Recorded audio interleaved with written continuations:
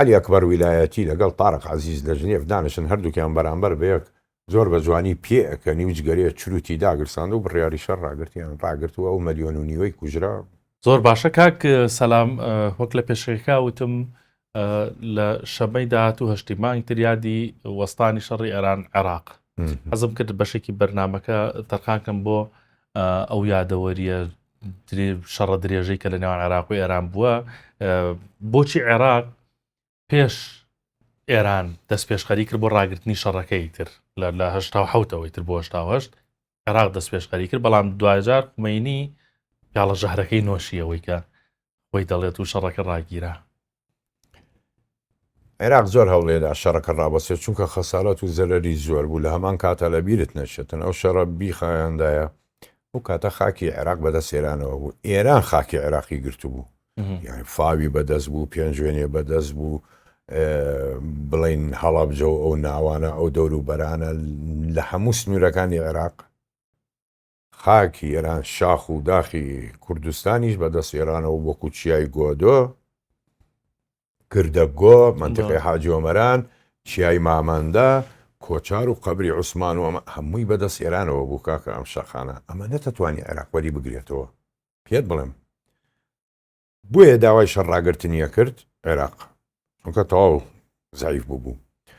بەڵام خومێنی بۆ ئەو پەرداغی خواردەوە هەموو جیهان پشتی لێ کرد. یعنی کە من باسیم کردووە 4,000 موشکی تاوت هەبوو بەکاری تێنا. لە چێ موشکی تاوت وەرگرت؟ لە ئیسرائیل عەمەلیەی ئیرانگەیت ببوورە کاتێکە وتم فڕۆکەوانێکی ڕووسی کۆڵی باین بە فڕۆکەیەکی خستە خوارەوە کەشف بوو عەمەلیەتەکە چەکەکان و ئەو ساڕوخانە کەشف بوو. تەواو کە کردیان و عێراق هاوکاریانە کرد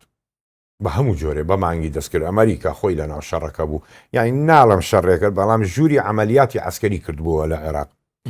وڵاتان مێک لە کۆتایی 86-87 مێک 29یاندایە عێراقەوە، ئەمریکا فڕۆکەی هیوس 500 دایە عێراق، دوایەوە هیوس 530 دایە عێراق بۆ ئەوەی زاڵ بێ ئەو هەموو چەکەشی وەرەگر عێراق. لە کۆتایە سەیری کرد چەکی نامێنێ کەس هاوکاری ناکە. لە کۆتایی شەڕا بڵین لە 87 بەدووە هەتاکو چین پشتی لە ئێران کرد، کۆریا و چین، لیبیا و سووریاش نەما توانایان بۆ ئێرانیش تەواو لام دەیتێت تۆ بەچی شەڕەکەی ئەبەیەکی هەبێ بداتێ کارخانەی تۆ فریا ناکەوێت. لەبەرەوە وتی ژارەکە خۆمەوە شەڕەکە ڕاگرم هەموو جیهان زەختیان لێ کرد و علی ئەکبەر ویلایەتی لەگەڵ تارق عەزیز لە ژنێف دانیشن هەردووکیان بەرامبەر بەیەک زۆر بە جوانی پێەکەنی و جگەرەیە چروتی داگرساند و بڕیاری شەڕ ڕاگرتیان ڕاگرتووە و مەلیۆن و نیوەی کوژرا. باشە لەبەوە بۆ دەرکەوت یعنی زلێزەکانیش تەحەکومیان بە شەڕەکەەوە دەکرد. بەڵێ 7 وڵات لەناو شەڕەیە بوو،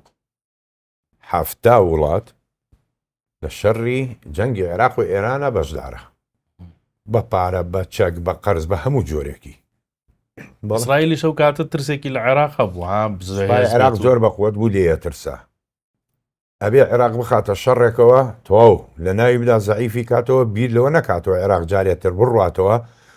یعنی سە بۆ جوندی عێراقی پێڵێن ئەبوو خەلیل قەدیمەن مەلیکی ئوردن مەسەلەن پێشە پێیانەوت ئەبوو تەڵال حاش حەزی تەڵال ینی پۆستاڵەکە بوو ئەوە پێیان پێکەنی ئەبوو ینی سەربازی عێراقی لە شاری خەلیل کە شەڕی کرد خۆڕاگر بوو، هیچ وڵاتێکی عەرەب خۆڕاگر نەبوو وەکو ئەو. ئەگەش بیش گەڕێنەوە سەیکە هێزی ئاسمانی عێراق بگەڕێنەوە بۆ 1973 سەی ئیسرائیل بووە لە عێراقا ترسە. ڕئیس ئەرکانی سوپای مەسر سەعدەدینی شاذلی بابی نەران ئەگەر بتوانن مزەکەراتی بخێننەوە لەناو مزەکەراتەکەی خۆی نووسیەتی کاتێک کە فەرمانمەدا فرقەیەکی خۆم مەسری هێرش بەرێتە سەر ئیسرائیل قائد فرقەکە یان هێزەکە یەکسەر نامەی بۆمە نارد ئەیوت کام وایە فڕۆکەوانە عێراقیەکانم بۆ بنێرە بۆ هاوکاری. هی مەسری خۆی داوا ناکرد کە فڕۆکەوانی باشن عێراقیەکانم بۆ بنێرە. ئەو کاتە بستوێک فڕۆکەی عێراق بەشدار بوو لەو شەڕەیە. یعنی ئەمە دەلالەتە کە ئەمانە بەتوانان لەو زەمانەیە لەبەرەوە وایە عێراق لە ناو بشێتن. ئەم ڕێگایان بۆی دانا و ئەو سوپایان بێتاقەت کرد و کۆتاییان پێهێنەوە زەرەرێکی گەوریان پێهێنە و شەڕی کوێتیشی تر بە یەکجاری کۆتایی پێهێنە. باش ئەگەر ئەو شەڕە بەردەوام بووە لە 8 ساڵەوە سەری بکێشە چەند ساڵێکی تیش بەردەوام بۆە چی ڕوویەدا بەبێ هاوکاری وڵاتانی تر عێراق کۆتایی پێهات عێراق کۆتایی پێ بەبێ هاوکاری بەڵام ئەگەر هاوکاری نەبووایە بەردەوامە بوو هەر ئەوها بڕۆ 20 ساڵی شەر بۆ حاڵا بوو ئێرانیش نەیتوانی عێراق سوپای عێراق بشکێنێتەوە و عێراقیش نەیتوانی هیچ شتێ لە ئێران بکە و گۆڕانکاریەکەی تیا بکاتن کۆتایی شەڕەکار کەس گەڕایەوە لێی خۆی و کەس سەرکەوتنی بەدەست نهێناوە تۆ گەڕایتەوە سنووری کۆنی ساڵی 1970دا 8 ساڵ شەڕ هیچ باشە کاک سەلام لە دوا ساڵەکانی شەڕەکە یعنی استراتیژێتی شەڕ گۆڕا بۆ وێرانکردن تەنانەت کیمیابارانی تێکەوت ئەمە چۆن بوو بۆچی ئاوای لێهات بزانە شەڕ کاتێک کە پێویستیت پێوێتن هەموو شتێ بەکاردێنی هەر چەکێکت هەبێ بەکاری دێنیتن هەبێ بەکاری بێنم بازە چەکێکت هەیە با بڵین وەکو جۆکەرە لە کاتی خۆی چۆن یاری وەرەقەکەی جۆکەرە لە کاتی خۆی بەکاری دێنم ئەمانە دەڵان کیمیاباران تەنها لە یەک شۆن نەکرا لە فاوکرا بەنسبەت کوردستانەوە هەمومانە زانین ینی دۆڵی بالیسان و هەڵەبجە و ناوچەکانی زۆرەوە هەتاکو و گۆپتەپە لە کاتی ئەنفالە هەنی کیمیا لە گۆپتە بێدا ئاغجەلەر لە سلەیمانی تەسەور بکە لە لای سەردەشتیشیدا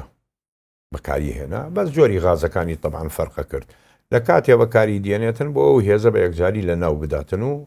زەرەری پێنەگەیەنێتن ینی زیاتر خەسارەتی تیا بکاتن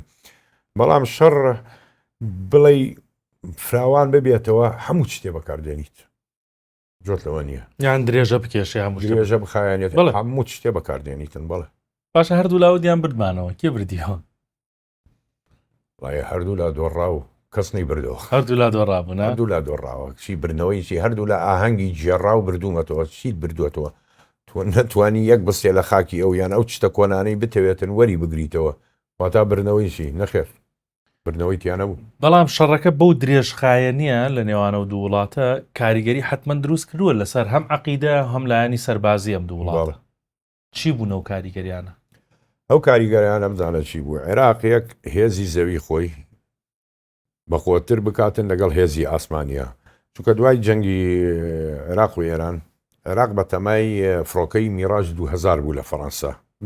کە عقد بکاتن ئەو فڕۆکانە میراج F1 بەکارهێنا F1 کیوەکەی بەکارهێنا سیەکەی بەکارهێنا جگەلەوە تۆ سوپەرە تەنداردی هەبوو بە کرێ درابوو پێی هەتاکو میراجەکانەگە بەڵام ڕووس کە زانی عێراقەمان ناکرێت زوو هاتە مەیدانەوە یەکبیستنەوەی داپی بە نرخێکی هەرزانتر بەنسبەت ئێرانەوە ئەیزانی هێزی ئاسمانی کۆتایی پێهاتووە و حیساری لەسرە ناتوانێت نەچەک فڕۆکەی تازە بکڕێ و نەیەدەکی هەبێتن هەموو قورسی خۆی فرێدا بۆ چووە بۆ موشک نە دەریا نە زەوی نە ئاسمان حیسارم هەیە بە هاوکاری چین کە نەتەڕاتە سۆدیۆم هێداتێ بۆ ئەوەی دروستکردنی سوتەمەنی ڕق بۆ موشکەکانی دوای ئەوەی تێگەی کە موشکی عێراق لە جۆری سکۆت کە ڕووس داوی پێی لە 1970 تەهران چۆڵی کرد بوو کاکە لە ترس موشکەکانی سەدام حوسێن کە دوایی ناوی لێنا عەباس و حوسێن و ئەو جۆرە ناوانە ئێران کەوتە ئەم بوارەوە ئاسانترین شتەکە دروستی بکەم کەوتە موشک ئەوە ئیتر فەتاح و خەیبەر و خەیبەر شکێن و قاسم و نور و ئەو هەموو موشکانە ئێستا قۆڵ سیلاحی چەکی ڕەدعی ئێران هیچ شتێکی نییە تەنها موشکە تەنها موشکە کاریگەریانە ئەو کاتەیە ئەو کاتەیە بیری لێ کردووە دوای ساڵی 1970 لە نەوەتەوە ئێران بیری لەوە کرد دەست بەوانەی کرد وەی بەهێز کرد تاکو ئەم ڕۆژە کە بەرەی شەڕیش فراوان بوو یعنی وەک چۆن لە وانەی سەربازیانی هەر شەڕێک فرەبەرە بوو هیچ بردنەوەیەکی تیا مەیسەر نابێ نەخێر وایە